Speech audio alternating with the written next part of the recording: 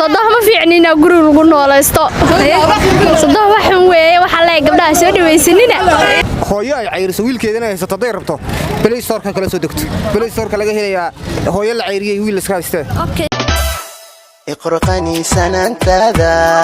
دولة قصل وناقاقا قرقرنا انت جوقاقا السلام عليكم وانا السلام صحابتي دمانتي maanta waxa la duubaya fikir ayaan baraha bulshada wareegayo habluhu leeyihiin sadooday guriga lama noolaan karto adigaaga ay eegay hooyada inay guriga kula noolaato ma ogolaan lahayd gabadhaada ay eegaysaa inay sadooday inay guriga kula noolaato ma ogolaan lahayd haddana suuqa la socda wala soo duubaya asxaabta fikirkooda suuqa fikirka ka soo dhiibtaana waan arki doonaa asxaabta nagu soo biirayso waxa leenahay subscribe noo saara like share comment qurux badan la idinka arkade aan laftirkayga sadooday inay guriga kula noolaato waan ogolaan lahayd salaam عليكم السلام abay doodan aymaha baraha bulshada ka socota ay leeyihiin habluhu sadooday guriga lama noolaan karto sadooda inay guriga kula noolaato ma diidi lahayd maya ma doonayo sadooda ma doonaysid maxaa dhacay marba khilaaf socdo waaye adkay dheer sadoo maxaa diiday way khilaaf badan tahay sabab wiilkeedii uu ku qabaa madwaalanta oo jacayl hooyadii maxaa jeclaan weyday maya way dulmi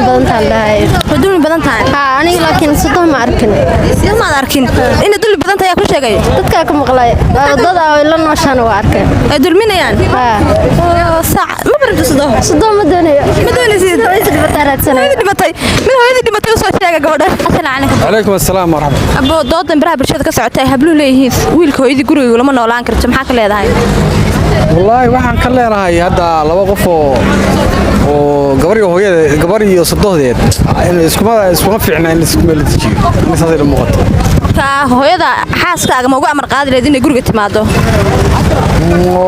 ma amar qaadi hooyo waa xor waa imaanaysaa laakiin deganaanshaha way waxaan ka hadlayaa in hooyada guriga kula noolaato martinya aniga ahaan waa la rabaa hooyada inay noolaato laakiin saddex xaaskaaga rabina xaaskii waa diisrin waxa ogaa cololo ka imaanayo in meesha dhib ka imaanaya ogaa waa kala fududeyn lahayd وعليكم السلام ورحمة الله تعالى وبركاته اوكي ابو waxaan ku diinay doodan aymaha baraha bulshada ka jirta ay leeyihiin hablihii sadooday guriga lama noolaan karto maxaad ka leedahay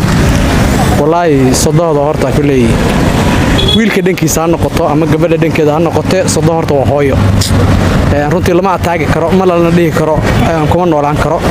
qof kale sadoo nacayna qof waxay la macno tahay aniga raayahantayda hooyadiisna xayo kale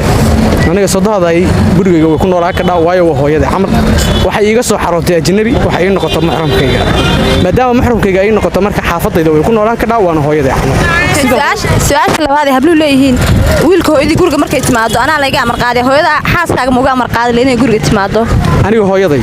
ina xaaskayga uga amar qaadaya ma uga amar qaadeen taas mana ka yeeleen waayo qof aniga kulli waxaan isdhihi karaa aan hooyaday ribin dabcan aniga laftigayga rajo ma iga laha waayo waxa dhacwa cawaanimo hadii aan taas qofkii yeelo yiraahdo gabadhayda waxay leedahay ama xaaskaygiiba waxay leedahay saasay abaayay maxaan soo binaa runtii aniga taas ma ataageen mana ka yeeleen anigana hooyadeed ma buriyeen oo waxba kama weydiisteen gurigeeda haday imaanayso haday jiifanayso haday joogayso haday ka cabayso ayana ma su'aali ka hooyaday waayo hooyo waa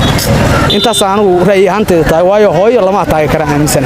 abo macaan عليكم وعليكم السلام ورحمة الله abay doodan aymaha baraha bulshada ka socto ay habluhu leeyihiin sadooday guriga lama noolaan karto ay sadooda inay guriga kula noolaato ma ogolaan lahayd صدق ما في عنينا قرر قلنا ولا يستو صدق واحد waxa la gabdhaha soo dhaweysanina maxaa dhacay sadoo maxay ku xuntaa hooyada camal waa ay baaye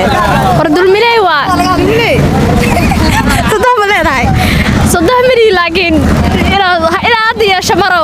ma barabta sadoo waa nacabta miya maya ala dila dal yaxtaa assalaamu calaykum وعليكم السلام ورحمة الله abo baraha bulshada aymaha waxa wareegaysa habluhu leeyihiin sadooday guriga lama noolaanaso maxaa ka qabtaan walaalay ani horta hooyo waa ii hooyo gabadhu haday rabto hooyo ay cayriso wiilkeedana ay satada rabto Play Store ka kala soo degto Play Store ka laga helayaa hooyo la cayriyay wiil iska haystay okay habluhu su'aasha labaad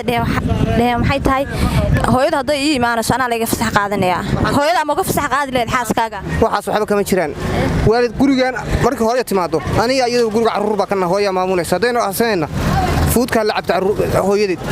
السلام عليكم وعليكم السلام ورحمة الله وبركاته والله الفكر كان أيام برا برشة وريجي هبلوا لي صدقني يقولوا ما نولانا السوم حاك اللي هذا إلهي أمرك صدقني هويدي تسافر صاعدة معها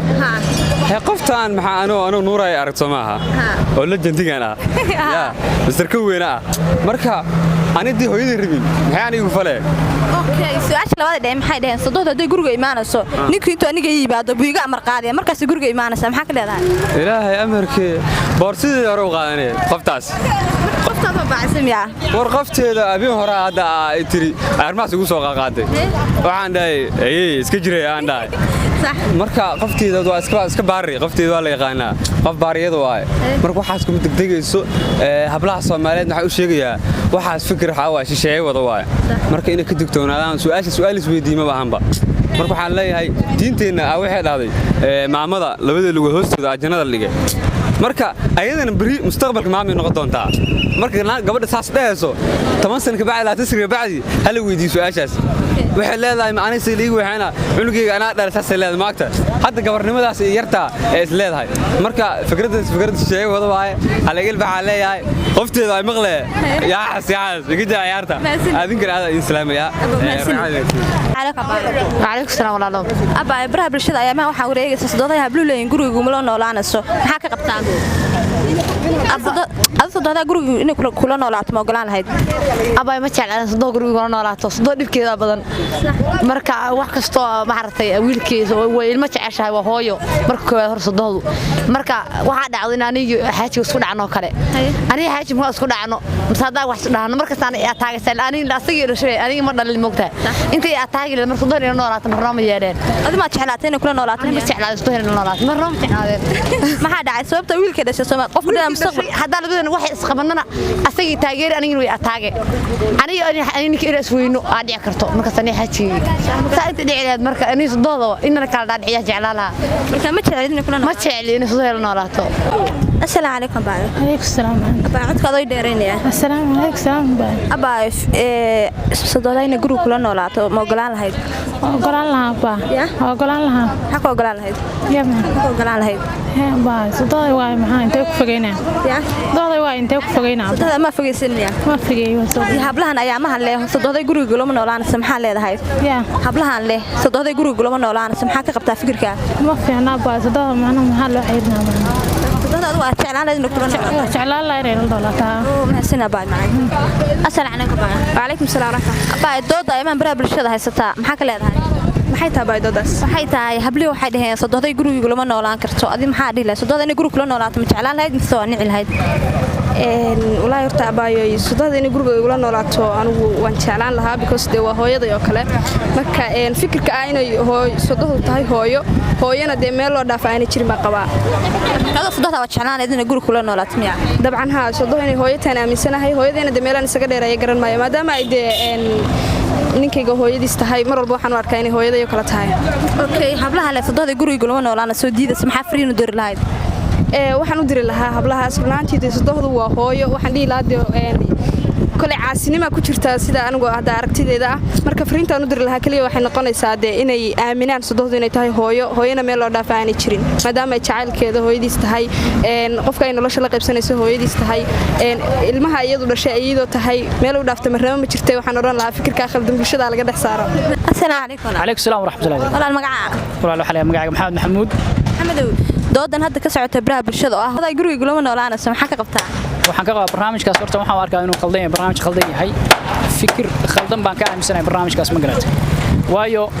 ma aha in la dhaho waxa weeye gabadha dhahaysa ninkayga hooyadiis gurigayga kuma noolaan karo waxaan aaminsanahay inay aaminsan tahay fakar aad iyo aad u khaldan because of hooyadii dhashay markaa cayrisid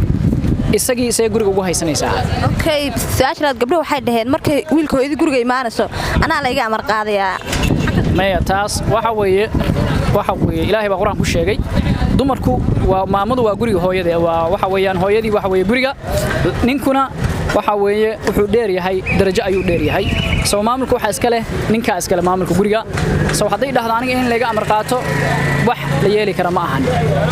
ilaahay bana waana wax sharciya inay gabdhuhu marka waxa fiican dhinaca sharciga inay maartay mar walba fiiriyaan ayadu inaysan sodohda dagaalka ay la leedahay kale waa inaysan fiirin weyso وعليكم السلام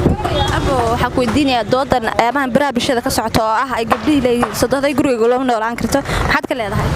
والله horta aan barnaamijkaasi hooyo guri laga koorhayo mid aan taageersanahay ma ahan xaaskaaga dad ku tiraado hooyada guriga lama noolaanayso haday imaanaysan ana iga fasax qaasa maxaa ka leedahay ma taas midaan ka yeelay ma sababtoo aniga dhan horta adduunka ilaahay ka sokoyo adduunka ilaahay dhalay sooyaday ma marka adiga ma ogolaan lahayd hooyadaayoo kale guriga laga koorhaya yeelaysa hooyadeedu soo korisay intaas waqti kugu soo lumisay adoo 20 jir ka dhigtay marka guursanaysa ku garab qabatay